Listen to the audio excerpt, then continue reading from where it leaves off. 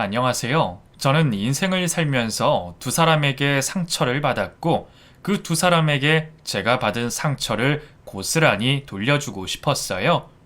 뜻하지 않게 저는 그 바람을 이루었지만 아직까지도 가슴 한구석엔 상처로 남아 있어요. 어느 누구에게도 말하지 못한 저의 상처를 이야기해보려 글을 적어요. 저와 남편은 직장에서 만났어요. 제가 일이 바빠서 늦게 퇴근을 하는 날이면 남편이 퇴근을 하면서 어떤 날에는 커피를 또 어떤 날에는 초콜릿을 주고 갔어요.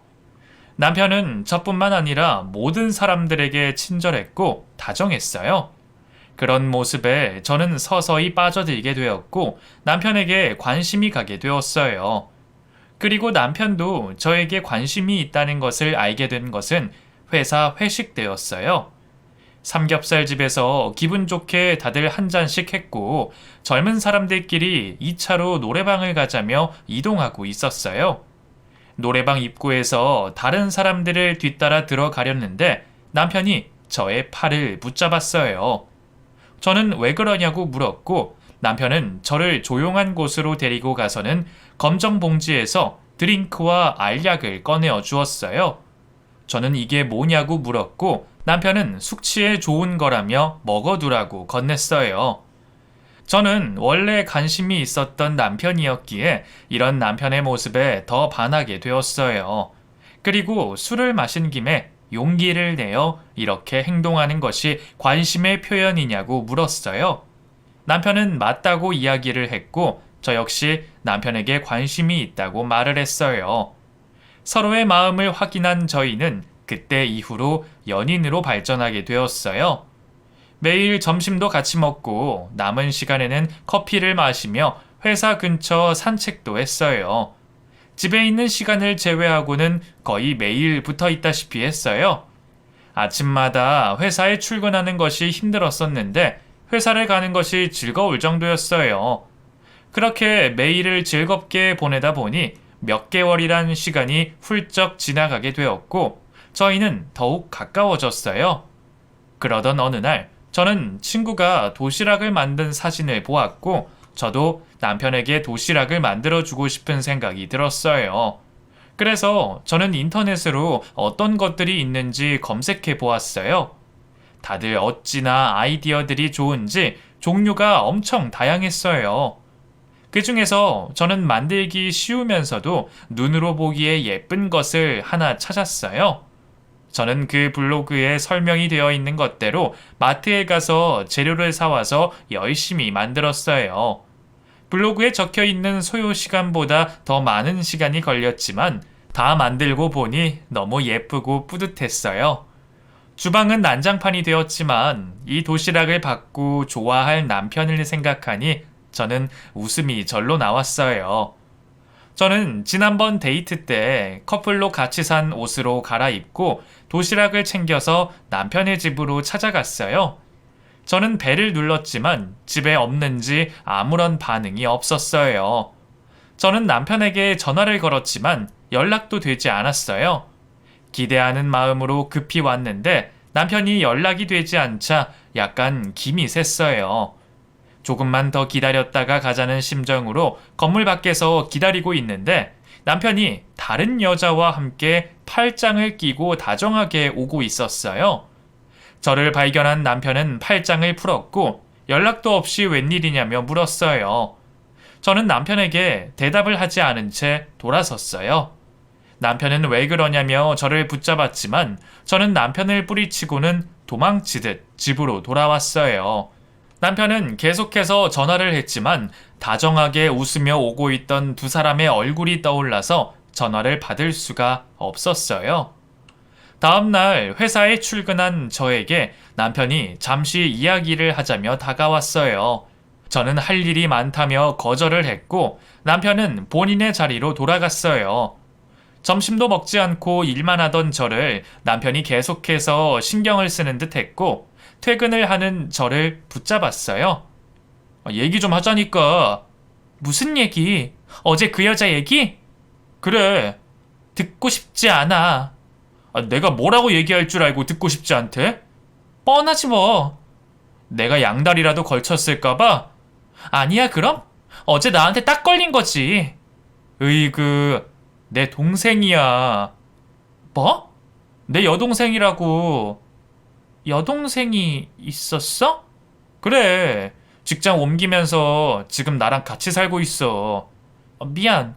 난 그런 줄도 모르고. 이제 오해가 풀렸어? 조만간에 인사시켜 줄게. 그동안 남편에게 여동생에 대해 들은 것이 없었던 저는 당연히 남편이 양다리를 걸치고 있다고 생각을 했었는데 그건 모두 다 저의 오해였어요. 남편은 일찍이 부모님을 여의고 여동생과 같이 살고 있었어요. 미안해서 어쩔 줄 몰라 하는 저를 보고 재미있다는 듯이 웃었어요. 남편은 말 나온 김에 이번 주말에 여동생을 소개시켜 주겠다며 같이 점심을 먹자고 말했어요. 저는 어제 일이 떠올라서 여동생을 어떻게 봐야 하나 걱정이 되었어요. 그리고 주말 오후, 저는 약속한 장소로 나갔고 남편은 시누이와 함께 나란히 앉아 있었어요. 남편은 저와 시누이를 서로에게 소개를 시켜주었고 며칠 전에 있었던 오해를 풀게 되었어요. 시누이는 자신을 그렇게 오해한 것에 대해서 불쾌하다는 표정을 지었어요. 저는 미안해서 몸둘 바를 몰랐어요. 남편은 웃으며 분위기를 풀어주려 했고 이윽고 남편이 주문한 음식이 나왔어요. 남편은 새우를 까서 저에게 하나를 건네고 시누이에게도 하나 건넸어요. 남편은 안에서도 밖에서도 친절한 모습이었죠. 한참 음식을 맛있게 먹고 있는데 시누이가 저를 빤히 쳐다보고 있는 것이 느껴졌어요. 저는 먹다 말고 시누이를 쳐다보았어요. 시누이는 해맑게 웃으며 저에게 말했어요. 우리 오빠가 훨씬 아깝다 진짜. 네? 언니도 알죠? 둘이 같이 있으면 우리 오빠가 아깝다는 거. 네, 오빠가 잘생기긴 했죠. 우리 오빠가 이렇게 눈이 낮았었나? 내가 알던 오빠는 눈이 엄청 높은데. 그래요? 그럼요. 지금껏 오빠가 만났던 여자들 다 봐왔지만 언니처럼 이렇게 땅꼬마는 없었어요. 시누이는 뜬금없이 외모 타령을 했고 남편은 이제 그만 장난치라며 웃으며 넘겼지만 저는 시누이의 말에 기분이 상했어요. 평소에도 그렇게 생각을 하고 있었는데 직접적으로 이야기를 들으니 기분이 좋지만은 않았죠. 그 이후로도 시누이는 저를 볼 때마다 오빠가 아깝다며 이야기를 했고 좋은 소리도 여러 번 들으면 짜증나는 법인데 시누이는 제가 그 말을 듣기 싫어하는 걸 뻔히 알면서도 계속해서 말을 했어요. 시누이는 부모님 대신 남편에게 의지를 하며 살아와서 그런 건지 남편 앞에서는 어린애처럼 행동을 했고 또 남편은 그런 시누이의 행동을 군말 없이 다 받아주었어요. 워낙 어렸을 때부터 둘이서 의지하고 살아서 그런가 보다 생각했지만 남매 사이가 너무 돈독하다 보니 제가 그 사이를 비집고 들어가기가 힘이 들었어요. 어딜 가든 시누이는 저희와 함께 하려고 해서 남편과 오붓한 시간을 보내는 것이 하늘의 별을 따는 것처럼 어려웠어요. 몇 달 후 회사 휴가 기간이 되었고 저는 남편과 캠핑을 가고 싶어 했고 남편은 그러자고 말을 했어요. 캠핑을 즐겨하는 친구들 덕분에 어떤 곳이 좋을지 미리 알아봤던 저는 남편과의 첫 여행으로 들떠 있었지만 저희가 캠핑을 간다는 소리를 들은 시누이가 자신도 가고 싶다고 따라 나서는 바람에 또 단 둘의 여행은 무산이 되고 말았어요. 저는 남편이 중간에서 단호하게 안 된다고 말을 할 줄 알았지만 남편은 시누이가 있는 앞에서 저의 의견을 물어봤고 거기에서 제가 안 된다고 말할 수도 없었어요. 이럴 때 보면 남편이 너무 답답했어요. 캠핑장으로 가기 전 저희는 거기에서 먹을 먹거리를 사기 위해 마트에 들렀어요. 저는 제가 먹고 싶은 것들을 담았고 시누이는 남편이 좋아하는 것이라며 카트에 담았어요. 저보다는 남편에 대해 더 많이 아는 시누이였어요. 마트에서 장을 본 저희는 캠핑장으로 이동하기 위해 차를 탔어요. 제가 조수석 문을 열자 시누이가 쏜살같이 달려와 쏙 들어갔어요. 놀란 눈으로 쳐다보고 있는 저에게 시누이는 자신은 멀미가 심하기 때문에 뒷좌석에 앉는 것이 불편하다고 말을 했어요. 저는 속으로는 부글부글 거렸지만 차문을 닫아주고는 뒷자리에 앉았어요. 시누이는 마트에서 산 과자를 남편의 입에다 넣어주며 깔깔거렸어요. 일부러 저를 더 약올리는 것 같았어요. 캠핑장에 도착한 남편은 익숙하게 텐트를 쳤어요. 시누이와 저는 짐을 텐트에다 넣고 의자에 앉아 한숨 돌렸어요. 저녁이 되자 캠핑장은 음식 냄새로 가득 찼고 남편도 바비큐를 준비했어요. 시누이는 고기를 굽고 있는 남편의 모습이 멋있다며 계속해서 사진을 찍었고 남편은 거기에 맞춰 다양한 포즈를 취해 주었어요. 제가 바라던 휴가는 이런 모습이 아니었는데 사이좋은 남매 사이에 제가 괜히 끼어 있는 느낌이 들었어요. 이런 기분이 들었다면 처음부터 오지 않는 것인데 괜히 후회가 들었죠. 1년이란 시간이 흐르고 저는 이제 슬슬 결혼에 대해서 생각을 하고 있었어요. 처음부터 저는 남편 정도라면 결혼을 해도 괜찮다고 생각을 했고 결혼을 생각하고 남편을 만나고 있었어요.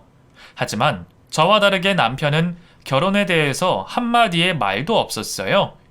남편에게 먼저 말을 꺼내볼까 하다가도 왠지 자존심이 상하는 것 같아서 말을 꺼내지 못했죠. 친구들은 하나 둘씩 결혼을 하기 시작했고 결혼식에 다녀오는 날이면 저는 마음이 불편했어요. 그날도 친구 결혼식을 다녀온 저는 답답한 사람이 우물을 판다고 남편에게 결혼 이야기를 먼저 꺼냈어요. 오늘 결혼식 갔더니 신랑 신부가 너무 보기 좋더라. 나이 차이가 많이 난다고 했었나? 응. 근데 실제로 보면 그만큼 차이나 보이진 않았어. 나도 같이 갔으면 좋았을걸. 괜찮아. 바쁘면 어쩔 수 없지. 있잖아. 우리 결혼에 대해서는 생각해 봤어?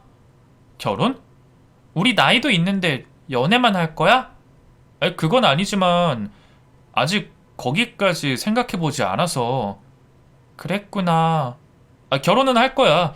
너랑 할 건데 아직 동생도 걸리고. 결혼하는데 동생은 왜? 부모님도 안 계신데 혼자 두고 가기가 그래서. 아직 나이도 어리기도 하고 독립해서 혼자 살 수 있을 때까지만 기다려주면 안 될까? 단지 그 이유 때문인 거야? 다른 이유가 있을 게 없지. 좋아. 그럼 결혼해서 같이 살아. 뭐? 그럼 동생 독립 안 해도 되니까 괜찮지? 괜찮겠어?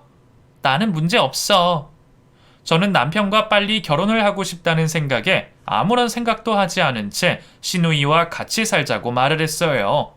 남편은 굳이 그렇게 안 해도 된다고 말을 했지만 저는 밀어붙였어요. 남편 성격에 1년이 지나도 시누이 걱정 때문에 결혼을 할 수 없을 것 같았거든요. 친정엄마는 어린 동생도 아니고 다 큰 시누이와 어떻게 같이 사냐며 말렸지만 저는 아무 문제가 없다고 생각했어요. 셋 다 직장 생활을 하니 집에서 마주칠 일이 별로 없어서 크게 문제될 건 없어 보였거든요. 그렇게 저희는 결혼을 하기로 했고 결혼 준비를 했어요.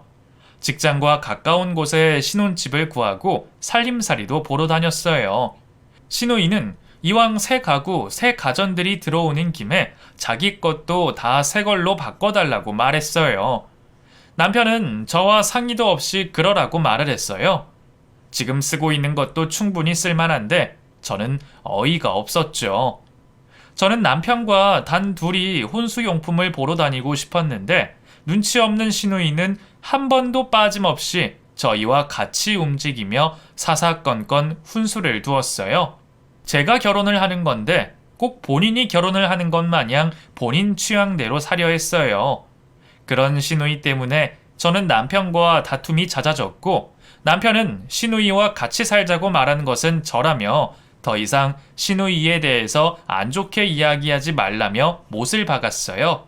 팔은 안으로 굽는다고 자기 동생에 대해서 안 좋게 이야기하는 것은 또 듣기가 싫은 모양이에요. 우여곡절 끝에 저희는 결혼을 했고 시누이와 함께 셋이서 지내게 되었어요. 저는 남편과 행복한 신혼을 꿈꿨지만 시도 때도 없이 남편을 찾는 시누이 때문에 그러지 못했어요. 본인이 할 수 있는 일에도 무조건 남편부터 찾는 시누이는 철이 없어도 너무 없었어요. 시누이가 저렇게 된 것은 남편의 책임이 컸어요. 남편이 시누이가 해달라는 것은 다 해주다 보니 시누이는 처음부터 할 생각조차 하지 않았어요. 저희는 아침엔 다들 출발하느라 바쁜 관계로 간단하게 토스트를 먹기로 했어요. 저는 일찍 일어나 토스트를 준비를 했지만 시누이는 늦게 일어나 출근 준비하느라 늘 바빴어요. 그리고는 제가 만들어 놓은 토스트를 들고는 쏜살같이 밖으로 나갔어요. 또 저희보다 일찍 퇴근을 하는 시누이는 집안일을 좀 해놓을 만도 한데 손 하나 까딱하지 않았어요. 자신이 먹은 그릇조차도 식탁 위에 그대로 올려놓기가 일쑤였죠.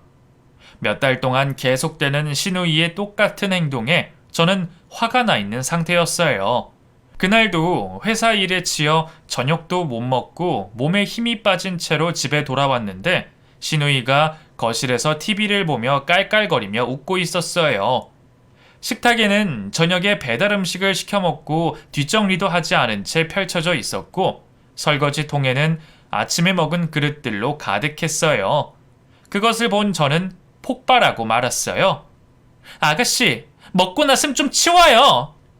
이것만 보고요. 이렇게 놔두면 집안에 음식 냄새가 빨리 안 빠지잖아요. 뭘 그런 걸로 그래요. 일찍 퇴근했으면 설거지도 좀 해놓으면 좋잖아요. 언니, 지금 날더러 설거지를 하라는 거예요? 왜? 하면 안 돼요? 집안일은 언니가 해야죠. 뭐라고요? 언니 살림이잖아요. 결혼했으면 언니가 하는 게 당연한 거죠. 아가씨가 한두 살 먹은 어린애도 아니고 같이 하면 좋잖아요. 이 집에 살면서 거저 살려고 하시네요? 언니, 지금 말 다 했어요? 지금 여기에서 지낸다고 날 구박하는 거예요? 그때 퇴근을 한 남편이 들어왔고 시누이는 울면서 남편을 밀치고는 밖으로 나갔어요. 깜짝 놀란 남편은 시누이를 뒤따라 나갔고 저는 식탁 의자에 앉아서 한숨을 쉬었어요. 한참이 지나도 두 사람은 들어오지 않았고 저는 옷을 갈아입고 식탁 위를 정리를 하고 한가득 있는 설거지를 하고 있었어요. 이윽고 두 사람이 들어왔어요. 시누이는 씩씩거리며 자기 방으로 들어가며 방문을 쾅 닫았고 남편은 저에게 할 말이 있다며 불렀어요. 남편은 본인이 좋다고 시누이와 같이 살자고 해놓고선 왜 눈칫밥을 먹이냐며 말했어요. 듣고 있던 저는 어이가 없었어요. 손이 가는 어린애도 아니고 같이 직장 생활을 하는 입장에서 서로 도와가며 살자는 것이 눈칫밥을 먹이고 있는 거냐며 따져 물었어요. 남편은 마음 상하지 않게 좋게 말할 수도 있는 문제인데 제 말투에 문제가 있다며 딴지를 걸었어요. 저녁도 못 먹고 집에 와서 쉬지도 못하고 집안일을 하고 있는 사람한테 미안하다, 고맙다는 말 한마디는 못할 망정 자기 멋대로 하고 사는 시누이를 싸고 돌고 있는 남편을 보고 있자니 속에서 화가 나서 미칠 것 같았어요. 저는 그만 이야기하자며 자리에서 일어나 방으로 들어왔어요. 이 일로 저희는 며칠 동안 분위기가 냉랭했어요. 제가 퇴근을 하고 오면 시누이는 방으로 들어갔고 남편은 중간에서 저와 시누이의 눈치를 살폈어요. 그러다가 남편이 도저히 안 되겠는지 퇴근을 하고 한잔 하고 들어가자고 말을 꺼냈어요. 저도 이런 분위기가 오래가면 좋을 게 없다고 생각을 했고 호프집으로 갔어요. 남편과 이런저런 이야기를 나누며 그동안 섭섭했던 것에 대해서 이야기를 했고 남편 역시 시누이를 내 동생이다 생각하고 예쁘게 봐달라고 부탁했어요. 남편과 이야기를 나누다 보니 제가 눈치를 주지 않아도 시누이 스스로가 중간에서 제 눈치를 보고 지낼 수도 있었겠다는 생각이 들었어요. 다음 날 저는 보통 때보다 조금 더 일찍 일어나 도시락을 하나 만들었어요. 요 근래 시누이가 저를 피하느라 아침도 안 먹고 그냥 출근을 했었거든요. 그게 마음에 걸렸던 저는 출근하려는 시누이에게 도시락이 든 가방을 주었어요. 신우이는 신발을 신다 말고 저를 보았고 저는 말없이 그냥 건네주고는 주방으로 왔어요. 그날 이후로 신우이와 저는 별일 없이 잘 지내다가 또 한 번 소란이 일어났어요. 언니, 이 옷이 왜 이래요? 옷이 왜요? 다 줄어들었잖아요. 그래요? 어머, 이게 왜 이렇게 됐지? 건조기에 넣었어요? 네. 이걸 넣으면 어떡해요? 왜요? 넣으면 안 되는 거였어요? 말을 해야 알아요? 안 되는 것 같았으면 본인이 따로 빼놨으면 됐잖아요. 그럼 언니는 이게 내 잘못이란 소리예요? 아가씨도 잘못이 있다는 소리예요. 자기가 잘못해놓고선 이제 이거 어떻게 해요? 선물 받은 건데. 짜증나. 나도 해주고 욕먹는 거 이제 싫으니까 아가씨 건 아가씨가 알아서 해요.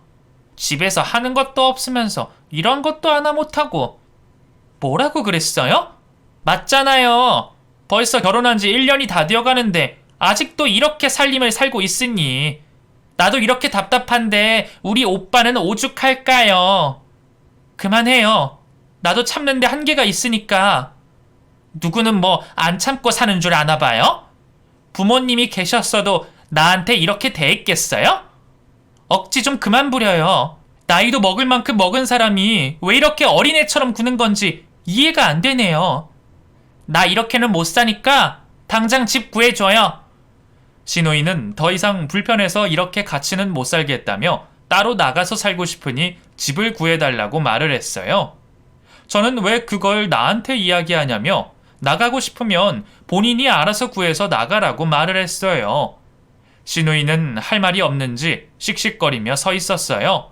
그때 남편이 들어왔고 남편은 한동안 잘 지내다가 왜 또 이러냐며 귀찮다는 듯한 표정을 지었어요. 신우이는 남편에게도 나가서 살겠다며 집을 얻어달라고 말을 했고 남편은 안 된다고 말을 했지만 신우이는 고집을 꺾지 않았어요.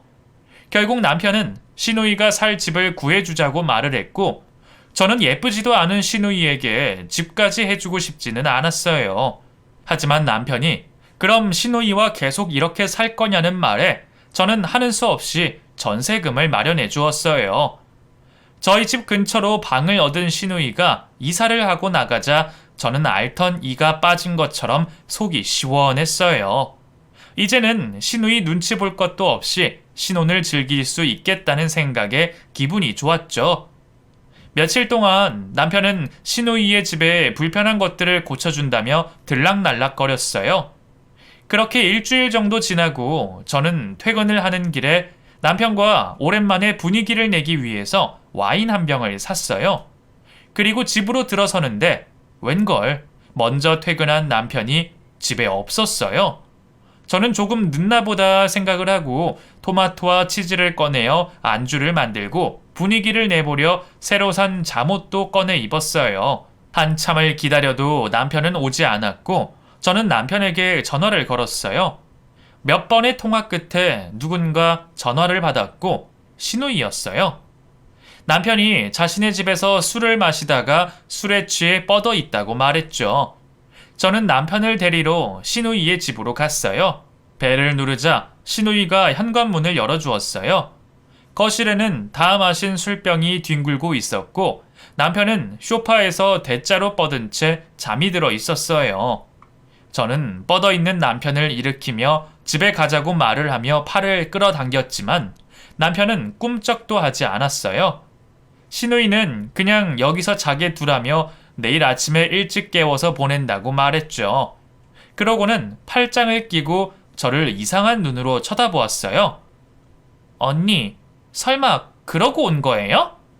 제가 왜요? 저는 고개를 숙여 아래를 보는 순간 깜짝 놀랐어요. 신우이의 전화를 받고 바로 나오는 바람에 제가 잠옷을 입고 있었다는 사실을 깜빡한 거였어요. 놀란 저에게 신우이는 오빠 취향을 아직도 모르냐며 오빠는 그런 스타일은 싫어한다며 웃으며 말했어요. 저는 헛소리하지 말고 내일 아침에 일어나는 대로 집으로 보내라고 말을 하고는 집으로 돌아왔죠. 저는 신우이가 하는 말에 얼굴이 화끈거려서 혼이 났어요.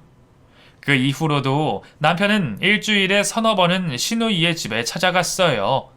수도가 고장이 났다, 벌레가 나온다, 짐이 너무 많아서 혼자는 힘들다.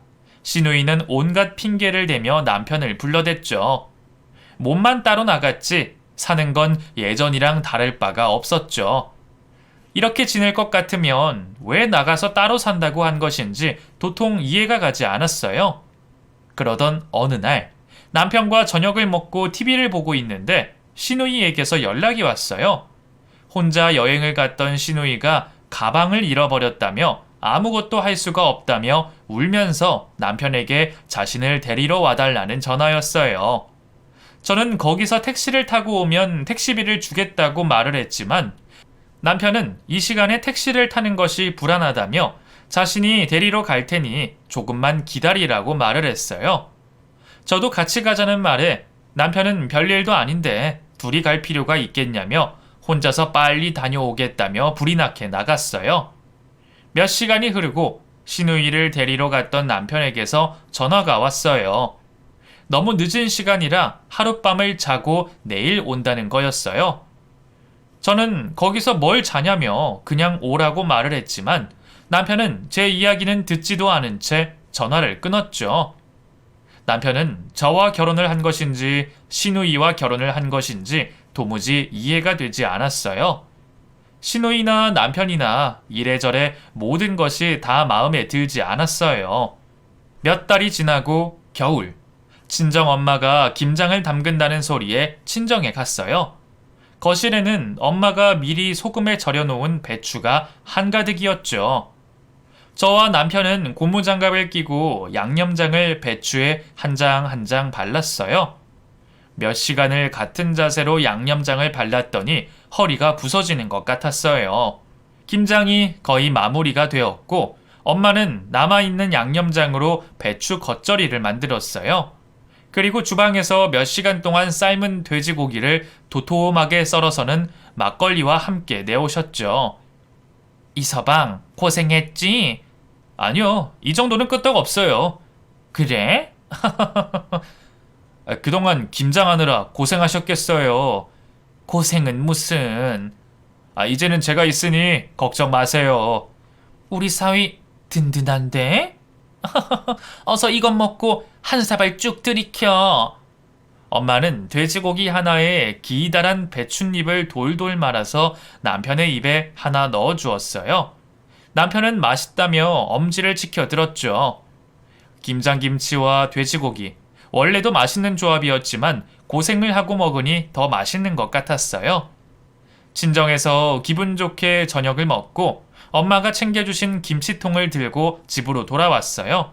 집에 오자마자 저는 김치 냉장고에 김치통을 넣었고 작은 통은 시누이에게 갖다 준다며 들고 나왔어요. 남편은 피곤한지 씻고는 그대로 뻗어버렸죠. 시누이 집에 도착한 저는 김장김치라며 냉장고에 넣어두라며 건네주었어요.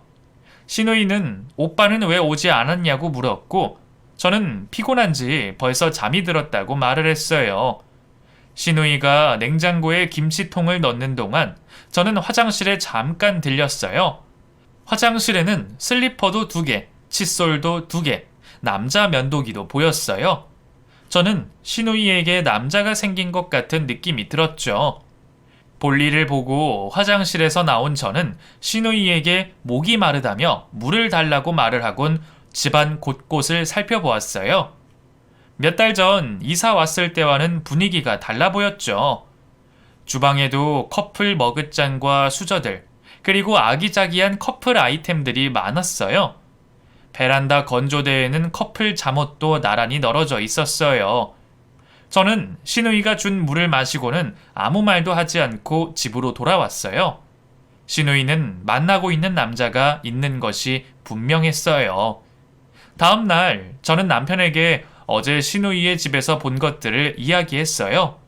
남편은 누군가를 만날 나이가 되지 않았겠냐며 될 수 있으면 미리 연락을 하고 가지 지금처럼 수시로 가지는 말자고 말했어요.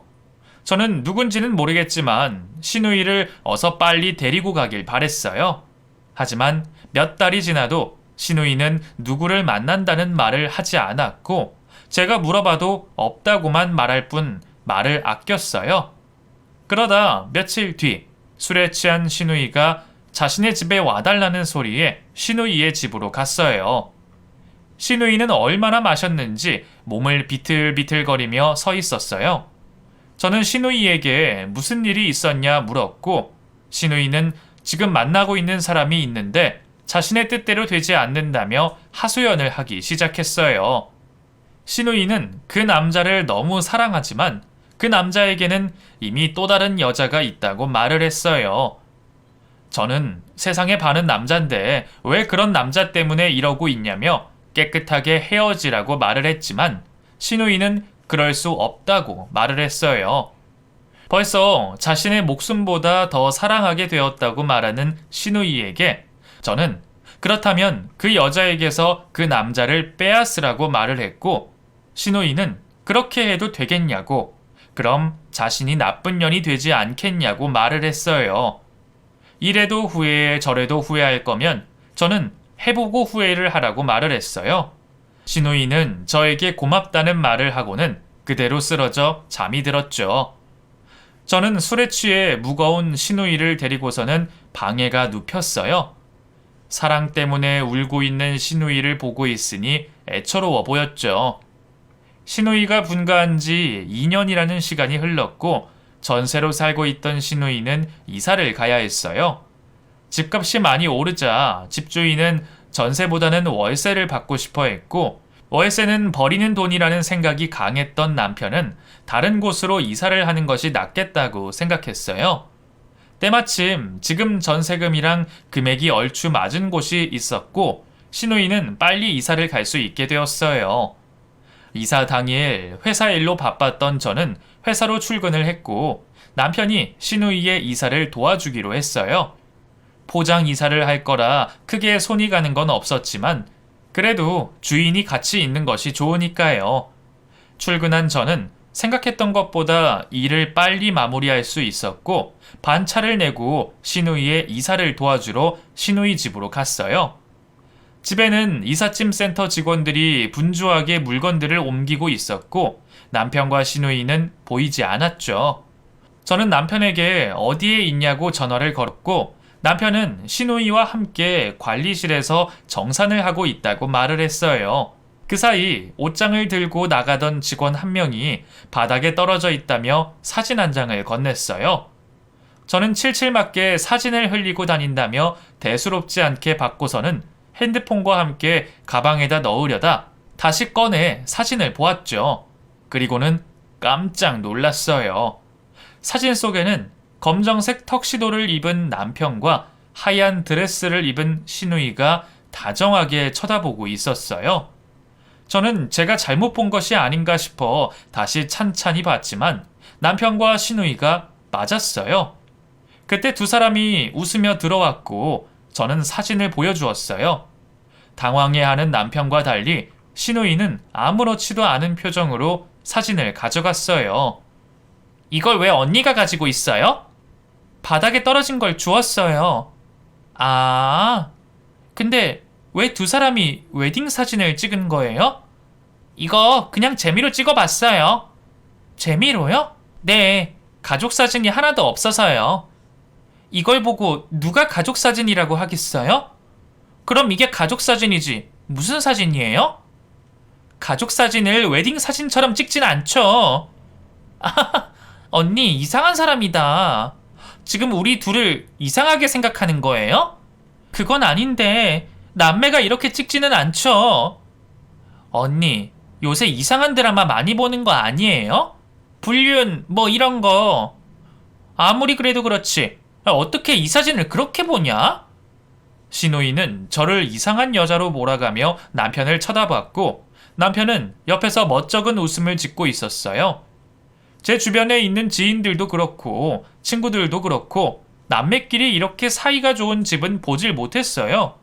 더욱이 남매들은 그냥 사진을 찍는 것도 싫다고 말을 하는데 다정하게 웨딩 사진을 찍다뇨. 저는 머릿속이 너무 혼란스러웠어요. 그때 침대를 드러내던 직원 발에 침대 밑에 있던 상자가 걷어차여 제 발 옆으로 굴러왔어요. 저는 고개를 숙여 상자를 들어 올렸죠. 뒤집혀 있던 상자를 들어 올리는 바람에 상자 뚜껑이 열렸고 그 안에 있던 내용물들이 와르르 바닥으로 쏟아졌어요. 제 발 앞으로 떨어진 사진들을 줍는 순간 저는 기함을 하고 말았죠. 사진 속의 주인공들은 남편과 시누이였어요. 두 사람은 누가 봐도 연인이었어요. 같은 스타일의 옷을 입고 등산을 하고 찍은 사진도 있었고 물놀이를 하며 찍은 사진, 얼굴을 맞대고 찍은 사진까지, 그리고 상자에는 사진뿐만 아니라 두 사람이 주고받은 편지들도 있었어요. 놀란 남편이 편지와 사진을 움켜쥐었지만 제 손에는 벌써 편지 하나가 쥐어 있었어요. 편지를 천천히 읽어 내려가던 저는 온몸에 힘이 빠졌고 손이 바르르 떨렸어요. 편지에는 애칭을 부르며 사랑하는 마음을 꾹꾹 눌러 담은 내용들로 가득했어요.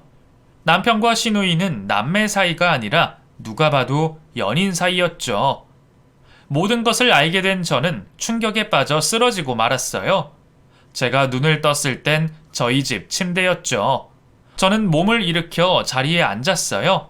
남들과는 달랐던 남매 모습에 저는 그저 사이가 돈독해서 그런 거라고 생각했었는데 그것이 아니었다는 생각에 치가 떨렸어요. 그리고 불현듯 그날이 떠올랐죠. 시누이가 술에 취해 저에게 사랑하는 남자에 대해서 말을 했던 그날, 힘들어하던 시누이에게 사랑하는 남자를 빼앗으라고 말했던 그날이 떠올랐어요. 그 상대가 남편이었다니 저는 도저히 믿을 수가 없었어요. 그때 남편이 방으로 들어왔죠. 저는 남편을 보자마자 옆에 있던 베개를 집어들어 남편의 얼굴을 향해 던졌어요. 둘이 남매라는 거 거짓말이었어? 다 알면서 뭘 물어봐. 어떻게 나한테 이럴 수 있어? 나도 일이 이렇게 될 줄 몰랐어. 둘이 그렇게 좋아 지낼 것 같았으면 둘이 결혼할 것이지. 왜 나랑 결혼했어? 쟤랑 금방 끝날 줄 알았지. 사람 하나 바보 만드니까 좋아? 3년 동안 얼마나 내가 웃겼겠니? 너도 눈치가 왜 그렇게 없니? 딱 보면 보이지 않아? 내가 중간에서 아주 힘이 들어 죽는 줄 알았다. 뭐? 그걸 지금 말이라고 하는 거야? 이왕 이렇게 된 거 이제 뭐 이렇게 살 수도 없는 노릇이고 이혼해. 뭐? 네가 뭔데 이혼을 하재? 그럼 이렇게 살 거야? 다 앞마당에 나랑 살 수 있겠어? 이혼을 해도 내가 해. 하루빨리 정리하자. 결정하는 대로 연락해. 두 사람은 적반하장으로 저에게 이혼을 요구했고 이제는 대놓고 당당하게 연인 행세를 하며 지냈어요. 그 여자는 저에게 남편과 헤어질까도 생각했지만 그때 자기한테 그러지 않았냐고, 사랑하는 남자를 그 여자에게서 빼앗으라고, 그래서 빼앗았다고 말을 했어요. 저는 그년의 입을 찢어버리고 싶었죠. 남편은 짐을 챙겨 그 여자의 집으로 들어갔고 얼마 후 회사에 사직서를 냈다는 말을 들었어요. 두 사람은 캐리어를 하나씩 끌고 와서는 각자 새롭게 홀가분하게 출발하자며 하루빨리 이혼을 하자는 말을 하고는 떠났어요.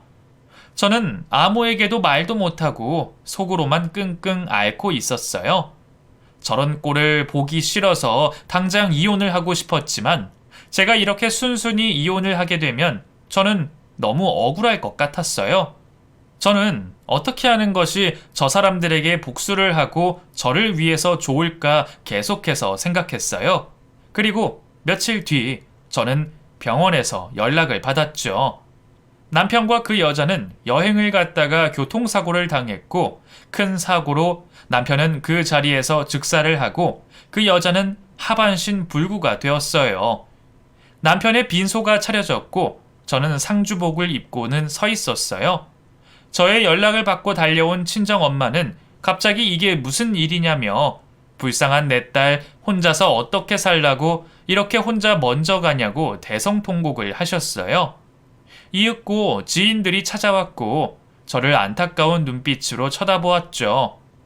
저는 아무 생각도 없이 그저 서 있기만 했어요. 3일장을 치르고 친정엄마는 저를 데리고 집으로 왔어요. 저는 집에 오자마자 아주 큰 소리로 웃었어요. 친정엄마는 슬픔에 빠져 있어야 할 제가 집이 떠나갈 듯 웃고 있으니 제가 충격에 빠져서 미친 줄 아셨는지 놀란 눈으로 정신을 차리라며 저의 뺨을 때리셨어요. 그리고는 주방에 가서 물을 한 사발 떠와서는 마시라고 건넸어요. 저는 괜찮다고 밀어내며 혼자 있고 싶다고 말했어요. 친정엄마는 저를 혼자 두고 가는 것이 마음에 걸리셨는지 정말 괜찮겠냐고 며칠 동안 친정에 가서 같이 지내자며 몇 번을 물어보셨고 저는 걱정하지 말고 가시라고 말했죠. 친정엄마가 가시고 저는 울다가 웃다가를 반복했어요. 복수를 너무너무 하고 싶었던 두 사람에게 제가 복수를 하지 않아도 하늘에서 정말 큰 벌을 내렸는데 저는 왜 이렇게 가슴이 시원하지 않을까요? 그렇게 허망하게 갈 줄을 모르고 있다가 당해서 그런 건지 저는 한동안 아무것도 할 수가 없었고 그저 가만히 앉아 있기만 했어요. 며칠 뒤 저는 남편의 사망 신고를 하고 그 여자가 살고 있는 집을 빼고 안에 있던 짐들을 다 폐기 처분했어요. 남편이 남긴 보험금과 재산으로 다른 곳으로 이사를 하며 친정엄마와 살고 있어요. 그 여자의 소식은 이사를 온 이후로 들은 적이 없어요.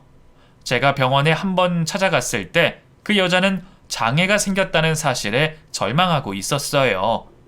저를 보자마자 이렇게 된 자신을 보며 기분이 어떠냐며 벌 받았다고 생각하니 고소하냐며 소리를 지르는 그런 여자에게 어떠한 말도 할 수 없었고 그냥 돌아섰어요. 저는 아직도 상처가 치유되지 않아 병원에 다니고 있고 지금도 아무것도 모르는 친정엄마는 그 여자를 데리고 와서 살아야 하는 것이 아니냐고 말을 했지만 저는 병원에서 치료를 받으며 지내는 것이 더 낫다고 둘러대며 지내고 있어요. 제 상처를 낫게 하기 위해서는 친정엄마에게도 솔직하게 말하는 것이 낫겠지만 친정엄마가 받게 될 충격과 또 기억하고 싶지 않은 일을 꺼내야 하는 제가 힘이 들었어요. 평생 비밀을 안고 사는 것이 저에게 좋은 것인지 알 수는 없지만 지금은 제 상처를 먼저 이겨내려 해요. 아무에게도 할 수 없었던 그래서 너무 버겁고 힘이 드는 제 비밀에 대해서 여기에서나마 이야기할 수 있어서 속이 조금은 후련해지는 것 같아요. 두서없는 제 이야기를 들어주셔서 감사합니다.